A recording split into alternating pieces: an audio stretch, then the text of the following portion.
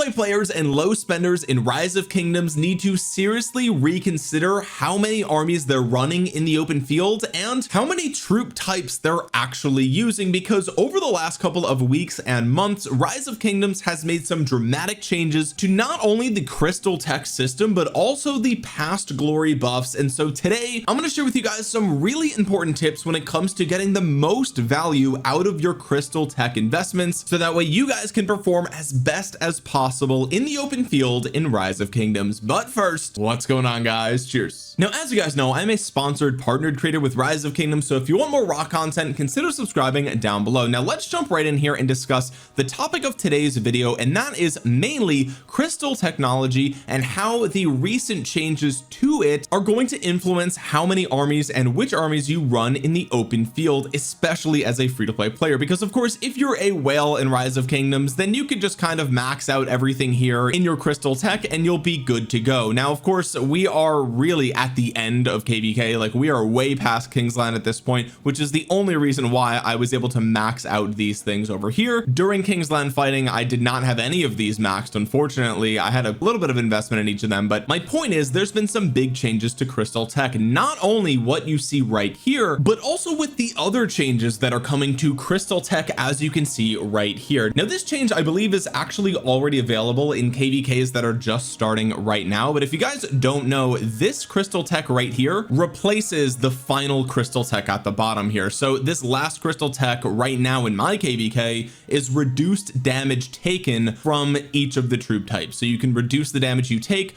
from infantry, from cavalry or archers or whatever, and that goes all the way down the line. But the new ones, the new crystal tech that they've updated here, is not only a damage reduction but is also a damage dealt to those specific troop types. So not only are you taking less damage, but you're dealing more damage back at them. And this is a really big change, and this makes the final tech in the tech tree even more valuable than it was before, and it was already super valuable. I mean, taking 10% less damage from the enemy Emperor Chins on the field is super impactful, right? But now dealing 10% more damage to them is even better, right? And so with these changes to crystal tech, breaking up the attack for all troop types, breaking up the different march speed across troop types, and then giving some defense and some health as well, this has some really big implications. Now, one other thing I want to touch on is, of course, they changed the past glory buffs. As you guys know, it used to be plus 40% all damage, now it's plus 30% all damage, and they've changed it once again. Shout out to Solar for sending me this screenshot, but they've also added 20% damage to rallied armies and 30% damage to garrisons. Okay, we still have the hospital capacity and ally garrison capacity here as well. So all of that to say, there has been some really big changes to crystal tech and the buffs in KVK in general over the last few weeks and months, and I think this is extremely important when it comes to how you build your armies in Rise of Kingdoms and which armies to even use. And this really boils down to crystals spent. Okay, and this is where we're really going to get into the meat and potatoes of what we're talking about today, because this is really going to matter for free-to-play players a lot, okay, and low spenders as well. What we're looking at here is the Rise of Kingdoms Season of Conquest Crystal Tech Simulator. This is brought to you by Specco, the person who makes the Rock Battle Simulator and the Rock Murder Ball Simulator. I'll link his Patreon and Discord down below. I'm not affiliated with this project, I don't make any money off of this, but this is a very important tool for planning your crystal tech investments, so you can see exactly how many crystals you're going to need, how many you can save along the way. And what I have completed right here is sort of the bare minimum, and this is kind of like what you should be aiming for at the very start of KVK. So as you can see here, we have cutting corners 1 and 2 all the way completely maxed out. It brought us up through the first investments in one troop type towards larger camps, special concoctions, and then it gets us a little bit of investment in the health here. Okay, and this of course is going to vary depending on if you're focusing on infantry or archers or cavalry, right? For most people, if you're running multiple archers, of course you're going to start with archers and run archers all the way through this tree, but the main things that you want to get are cutting corners, call to arms 1 and 2, and all the prerequisites that you need in order to progress through this tree. Of course, special concoctions is very important as well. This is healing killing cost reduction, okay, but getting all the way up to the health for infantry or the health for any of the troop types is going to cost you about 27 million crystals. And what I want to show you guys is the difference between doing this for one of your troop types versus two of your troop types. Okay, so if we load our second state here, what you'll notice is that we did everything exactly the same but for archers as well, and you'll see that it costs 33 million crystals. So before it was 27.2, now it is 30.1. okay, so about 6 million more crystals to do the exact same thing but for two troop types. And if we take this even farther, what we'll see is if not only do we bring our archers alongside our infantry, but we fully go all in on infantry here as well, and we put 2 points into manlets, which by the way I think is the most important one because this is archer damage reduction, and right now Emperor Chin is just the strongest commander in the game, so this is like priority number one when you finally get here. But again, if we just scroll through here just so you guys have a complete picture as to what you'll get for 41 million crystals, which is no small feat by the way. We have Crystal Research Center 25, we started with that, right? Like we invested in that first. We have level 5 for the attack and march speed for both infantry and archers. We come through here, this is ignoring some of the things like rallied capacity. Obviously if you're free to play, you're probably not going to be a rally leader anyway depending on your kingdom, but again this comes all the way through, gets you all the defense and march speed for archers as well, 3-point health investment for archers, and then maxing out the rest of the stuff here for your infantry. Okay, so that's 41 million crystals. How much would it cost to bring our archers up to the same level as our infantry? Well, let's go ahead and do that right now. Let's max out the health, let's max out the march speed, which is incredibly important by the way, and let's go ahead and put 2 more points into another one of these trees here. Okay, it looks like the graphic is a little bit off here. Specco, if you're watching, I put 2 points into manlets. This one should be lit up here, but that's not a big deal. Here you'll see that it is 46 million crystals. Okay, so it's another 5 million crystals to do the same thing for archers. All right, now this is also ignoring special concoctions going up to 10, which by the way is super important. This is special concoctions number 2. You would want to get this as high as possible, which requires leadership 2 going up to level 10, which means we're going to have to come back here, find leadership 2, and that's this one. So that's another really big investment, right? Of course that's something you're going to want to consider, but let's go ahead and assume that you wanted to run 3 different troop types in the open field. Let's see what it would cost to bring our calves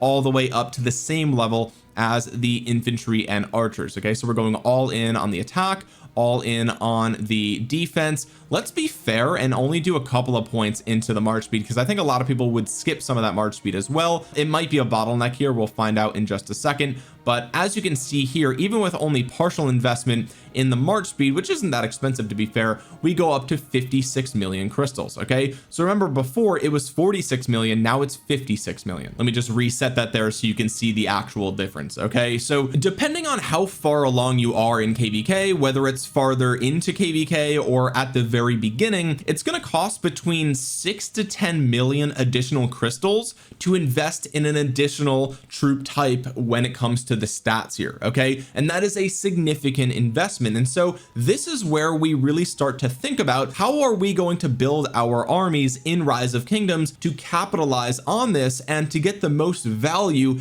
out of our crystal tech investments. I think it's pretty clear that, you know, if you can get away with running only 1 or 2 troop types, then you can actually save millions of crystals when it comes to investing in your crystal tech, and you can really start to focus on some of the more important stuff near the end of the tree, right? You know, like I said before, this is going to change from not only damage reduction but also damage dealt to that troop type, and so you really want to get to this as soon as possible, and you want to get as far as possible as well. This is saying we have to bring all of these first ones up to level 5, right? So you're gonna have to go all the way here and then bring Swift Steeds 1 to 5, reinforce actuals to 5, so you can't actually ignore those unfortunately, and then you could put 2 more points into this. Okay, but either way I think my point is pretty obvious here, right? If you can get away with running 1 or 2 troop types, then that's going to save you a lot of crystals, and I think this is where a lot of the siege main players feel kind of vindicated because they can just go all in on the siege tree and they can make it pretty far until you hit that very end there with like manlets and things like that. So now let's jump over to the tier maker and kind of break down how I would build some of the armies that you should be using right now with all of this in mind. And I alluded to this in my most recent video. If you guys missed that, I go over the best 3, 4, 5, 6, 7 army lineups in Rise of Kingdoms. Check that video out if you missed it. I know a lot of people actually really liked that video. If there's one thing that I learned from that video, by the way, it's that people cannot agree on what the best cavalry armies are. Some people swear by Joan Primary, other people say that Joan Primary is absolutely garbage. Some people say that Attila Philip is one of the best cavalry marches in the game. Other people say that it is complete trash. Like, it is so like the whiplash in those comments is insane. And I think that just goes to show that cavalry really need a decisive, powerful combo commander. But anyway, I digress. That's a little bit of a rant. Let's talk about how I would build some of these armies. Okay, first of all, if you're a free-to-play player and you're brand new to the game and you're just getting a season of conquest, I would recommend go all in on archers first. Okay, whether it's Emperor Qin with YSG or it is Emperor Qin with Zhuge Liang, both of these combinations are exceptional. The Zhuge Liang pairing is almost as much damage output but a little bit more tanky. The YSG is just even more damage. It's just all in on damage, right? It's super good. Of course, this requires the museum relic, but this is a really great way to just run one pairing in the open field, go all in on archers, and you're good to go. If I were to break this down into 2 different armies so that way you can get kills twice as fast, as you guys know from that last video, I would tell you to just do this. I think a lot of people, for whatever reason, people seem to really not like Zhuge Liang Hermann Prime. I'm not seeing any evidence for that. This pairing is still incredible. So people are going as far as to saying that like Hua is better than Zhuge Liang, which is just literally statistically impossible. Okay, but anyway, this is still a super strong 2 army pairing for archers. So if you go all in on archers, 1 troop type, this is going to get you the most bang for your buck when it comes to your crystal tech. Now, if you were to separate this into 2 troop types, what would I do? Well, I think the answer is pretty clear. You just throw in 1 infantry, right? You go 2 archers, 1 infantry, then you only have to invest in 2 of the 4 troop types for crystal tech. It saves you millions of crystals, not even touching the cavalry trees there as much as you can really, unless you hit bottlenecks, and then you're good to go. Now, of course, you would prioritize the archers here because you have twice as many archer marches as you do infantry marches. So you prioritize archers, then you start to go in and fill in your infantry tree as well, and this is going to get you the most bang for your buck. Okay, now if you run 2 infantry and 1 archer, I would do something like this. Again, either way you could switch these depending on what you like. I personally still think the second best infantry pairing is your Ragnar Prime with Scipio Prime. It is literally almost the exact same thing as your Bai Chi Liu Che. The disadvantage there is that the formation is not nearly as good, right? We're talking about skill damage infantry, so the skill damage formation isn't nearly as good for infantry as the pincer formation. I mean, the pincer formation is super good, right?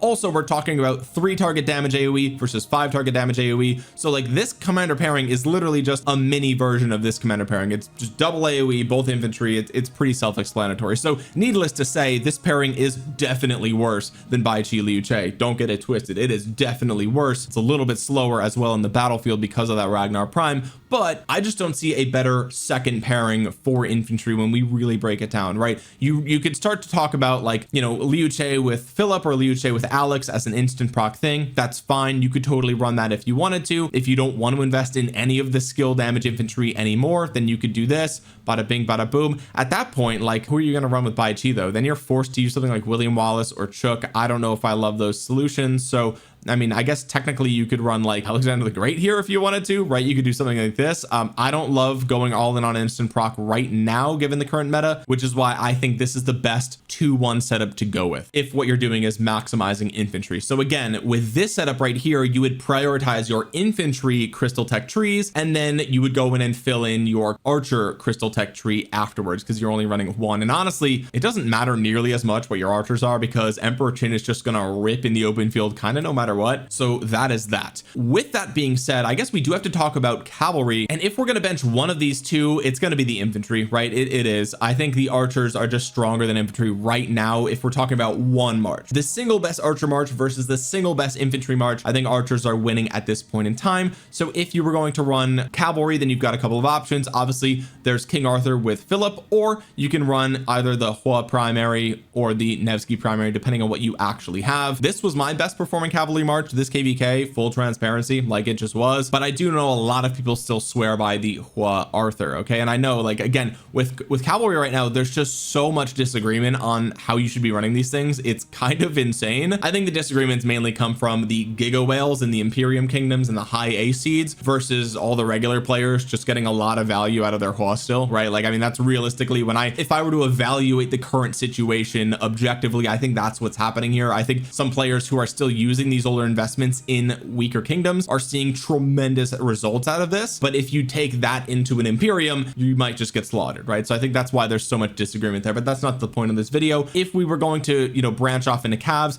let's say you run something like this or something like this, what would I do here? I would slap in a second archer march. Okay, I would not run 2 calves right now if you have the choice to run 2 archer marches, right? And again, I would do something like this. That's just my personal opinion. This is how I would go, and I would go all in on the archer tree, then branch off into cavalry, and that would be that. If I were to run 2 cavalry marches in the open field right now, it would be probably something like this with Joan of Arc Prime, wherever she is here. Of course, if you run something like this, then you're gonna have to go all in on the cavalry tree first, and then follow that up with your archers. Now, the other thing that you could do, and this is probably, I don't think anyone has built their account this way, right? But if you did an archer siege split, which is the opposite of what people were doing, right? A few months ago, before Emperor Chin came to the game, people were saying that archers are so bad for free-to-play players that they shouldn't even invest in it. They should just do cavalry, infantry, and siege, right? Like, that was like, some people, I never recommended that, but some people were actually seriously considering building their accounts that way. I think that was a mistake, but you know, if you did do some siege investment, what I would actually recommend is run something like Gajamada with Cordoba, or Cordoba with the new Afonso. Again, I will reiterate, I do not have Afonso and I have not dug too deeply into him, but what you could do is run 1 siege and then run 2 archer marches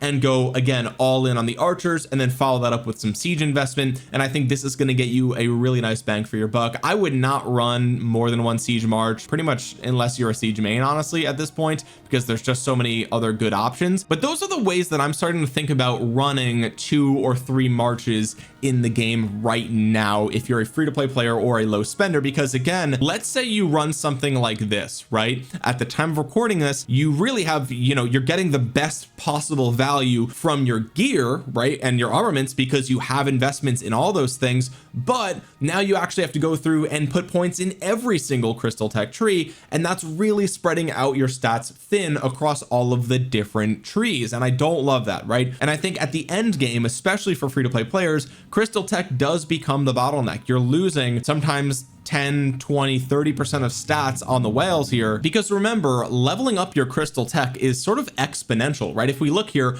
putting 5 points into iron infantry does not get you 50% of the health. It gets you 1/3% of the health, right? It goes from 5% up to 15%. So if you bring all of your armies to 5, then you're getting 15% health across all 3. But if you just bring one of them to 10, you're still getting 15%, but it's just for that one troop type. And then if you run 2 of those, you have 2 armies with plus 15%. That's 30% total, right? So it's literally double the value, as opposed to getting 3 armies 5% each. That's 15% total. Okay, so I know it's a little bit of napkin math and we're doing some gymnastics here, but my point is that because this is exponential, you really don't want to spread this out thin across all 3 troop types, because you really are at a disadvantage there, right? Especially when you come up to things like these final points here. 5 points in this is only 1/4 of the value compared to getting it all the way up to 10. Right now, you're not going to get it to 10 as free to play, but my point is, like, I would seriously consider, as a free to play player, going all in on 2 troop types maximum. Not to say that you can't run armies of all troop types, of course, right? Like,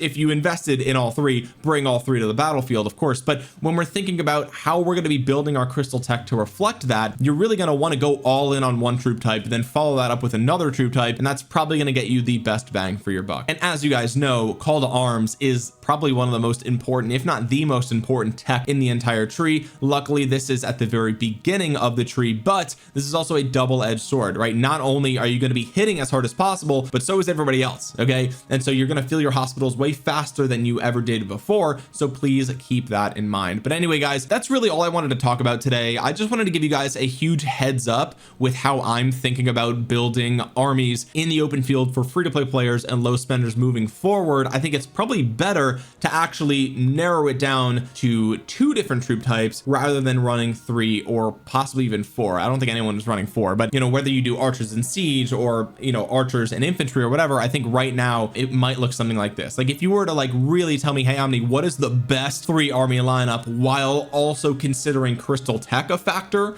right? I would point you in this direction. I think this is right now probably the best 3 army lineup for free-to-play players, assuming they have equal gear on everything. An alternative to this, in my opinion, would be this, where you run 2 infantry, 1 archer, and that's it. Now moving forward, you know, we are expecting new cavalry before the end of the year, and those cavalry could absolutely slap, right? And that might completely change all of this. So I'm not going to sit here and tell you that cavalry are dead. They're obviously not dead. It's just they're the ones that are most due for new commanders. So logically they're going to be the ones that are lagging behind, and then once we see whatever the new cavalry are, most likely it's going to be infantry the ones that are lagging behind, right? So that's just how the game works. That's how the meta has always been. It's always changed in that way. So I just wanted to cover my bases and let you guys know that this is not set in stone. These will continue to evolve as the meta evolves, and if you guys want the most up-to-date information when it comes to the meta and the best armies to run, especially as a free-to-play player, you should definitely consider subscribing to the channel down below. I'm always updating you guys on the latest and greatest when it comes to the meta, the best commanders, the latest and greatest commanders as soon as they come out. And also,